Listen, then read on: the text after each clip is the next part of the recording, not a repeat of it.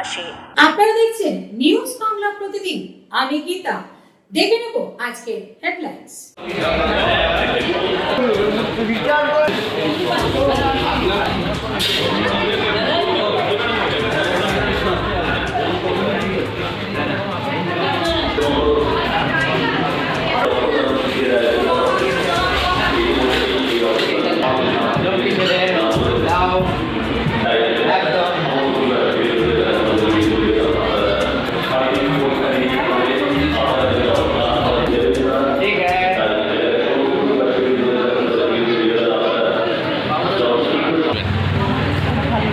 এই প্রথম প্রতি বছরই দিই। আপনার নাম?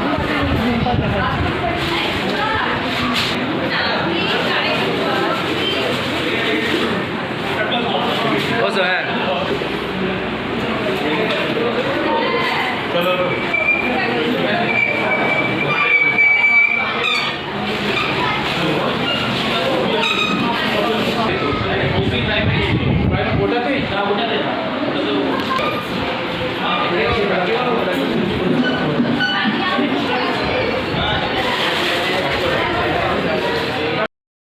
কি বলবেন আজকে? আমরা চ্যাটার্জি বাগানের অধিবাসীবৃন্দ চিনসুর আদর্শপুরা উন্নয়ন সমিতির পক্ষ থেকে প্রতি বছর এই রক্তদান শিবির করে থাকি। এবছর আমাদের এই রক্তদান শিবির 24তম বর্ষে পড়ল এবং চুঁচুড়া ইমামবাড়া সদর হাসপাতালের সক্রিয় সহযোগিতায় প্রতি বছর আমরা এই সামাজিক কাজটুকু করে থাকি। আমরা দুর্গাপুজো, কালী পুজো এবং অন্যান্য যে সমস্ত পুজো পার্বণ এবং সামাজিক কাজ রয়েছে তার মধ্যে এই রক্তদান শিবিরকে আমার একটা অন্যতম এবং সক্রিয় কাজ বলে মনে করি। এবং শুধুমাত্র চ্যাটার্জি বাগানের সদস্যবৃন্দ বা আবাসিক বৃন্দরাই নয়, আমাদের আশেপাশে যে সমস্ত পাড়া রয়েছে, যেমন দক্ষিণায়ন বলুন, ময়নাডাঙ্গা বলুন, হরিদ্বারডাঙ্গা বলুন, প্রত্যেক মানুষ সহযোগিতার মাধ্যমে আমরা এই কাজটা করে থাকি। এবং সবচেয়ে আমাদের এবছরের প্রায় এবছর আমাদের রয়েছে মোটামুটি 50 জন মতো আমরা রক্তদাতা আমাদের টার্গেট রয়েছে। আমরা আশা করি সেই টার্গেট আমরা ফুলফিল করতে পারবো। গত বছর আমরা প্রায় 60 জন আমাদের রক্তদান করেছিলেন।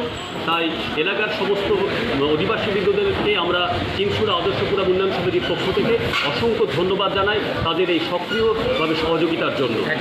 আনুষ্ঠানিক উদ্বোধন কী করবে?